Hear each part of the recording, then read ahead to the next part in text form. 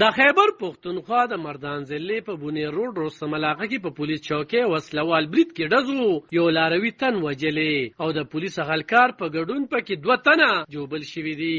مردان ضلع کې د ژغورنې ادارې ریسکیو 1122 ویلي چې رستم کې په بونی روډ په شهیدانو نومي چوکۍ برید موقع ته رسیدلی او پیښه کې یو لاروي تن وجل شوی او د پولیس اهلکار په ګډون پکې 2 تنه جوبل شوي دي. پیښه تیره شپه خوشه 10 بجې شوې ده. د ژغورنې ادارې ویلي چې د وجل شوي تن پیژنګلو د 15 کلن احتشام په نوم شوی. امجد خان نومي پولیس اهلکار او بل 50 کلن تن پکې جوبل شوی دی. وجل شوی او جوبل شوی د مردان میډیکل کمپلیکس روغتون ته وړل شوی دي. په سمدستي توګه د برید ذمہواري چانه د منلې. د مردان پولیس ویلي چې د برید وروستو علاقه په ګیره کې اغستل شوی او د لټون عملیات پیل کړل شوي دي. په 15 جولای مردان ضلع کې یو 14 کې لږ تر لږه 3 کسان وجل شوي او و نور جوبل شوي دي.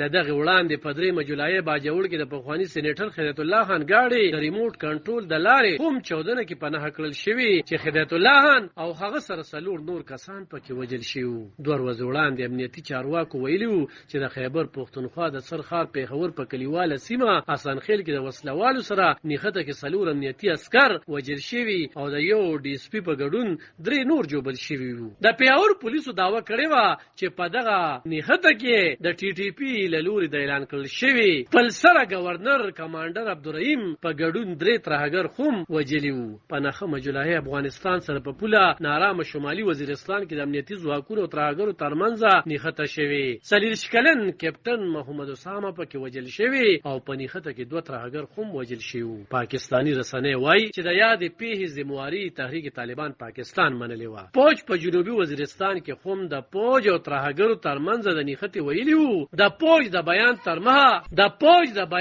مها د ترهګرو سره نیخته کې 3 تنه 10 کلن سپاهي اسدالله، 30 کلن سپاهي محمد سفیان او 40 کلن غیر جنگي ساتونکي زین علي وجل شوي وو. عالم خان شیرپو دلبر نیوز 400 د خیبر